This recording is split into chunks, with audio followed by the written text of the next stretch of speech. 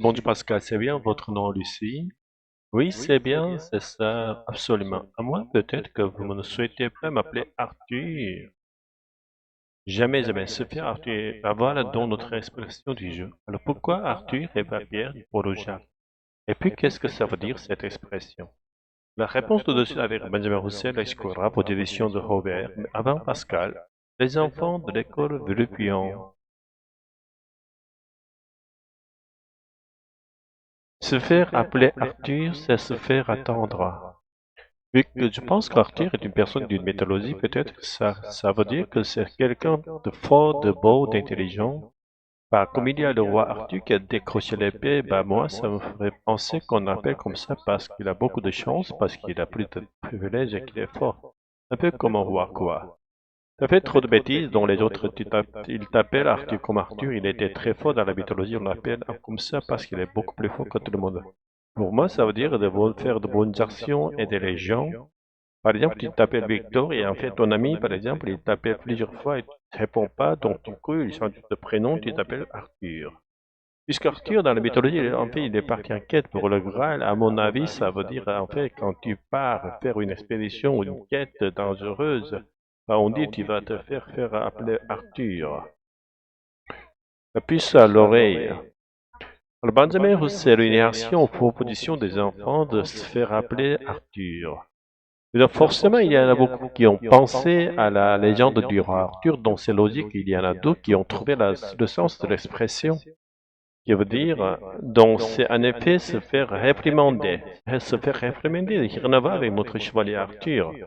Pas du tout. Il y a d'autres hypothèses autour de cette expression. On va peut-être commencer par la première qui daterait de la Seconde Guerre mondiale. Oui, tout à fait. Donc, c'est une hypothèse qui est souvent évoquée et qui attribue oui, l'origine de l'expression au couvre-feu qui était instauré par les nazis pendant l'occupation en zone occupée en France. Et donc, c'était un couvre-feu à partir de 20 heures et dont les troupes allemandes avaient pris l'habitude de patrouiller dans la rue un peu avant le début du couvre-feu. 20 heures, donc 8 heures, voilà 8 heures. Et ils voyaient des gens, des passants qui traînaient encore dans la rue à ce moment-là. Ils tapotaient leur montre de manière un peu autoritaire et ils criaient Arthur, qui signifie 8 heures en allemand. Arthur. Et donc les Français qui ne comprenaient pas forcément l'allemand, ils entendaient Arthur et ensuite, pour plaisanter, ils répétaient ensuite, je me suis fait appeler Arthur. Donc je me suis fait réprimander. Sauf que cette hypothèse, elle est amusante, mais elle est fausse. Elle est fausse. Pourquoi? Parce qu'on sait que l'expression a été utilisée avant la Seconde Guerre mondiale. On a une attestation qui date de 1934. Elle a sans doute existé un peu avant, donc on peut écarter cette hypothèse. Deuxième hypothèse, donc. La deuxième hypothèse, qui est la plus probable, c'est que Arthur serait le proxénète. On parlait déjà de Jules peut parler d'un proxénète et on pense que se faire appeler Arthur vient de ce même phénomène. Parce que se faire appeler Jules, c'était se faire disputer, se faire houspiller par son supérieur.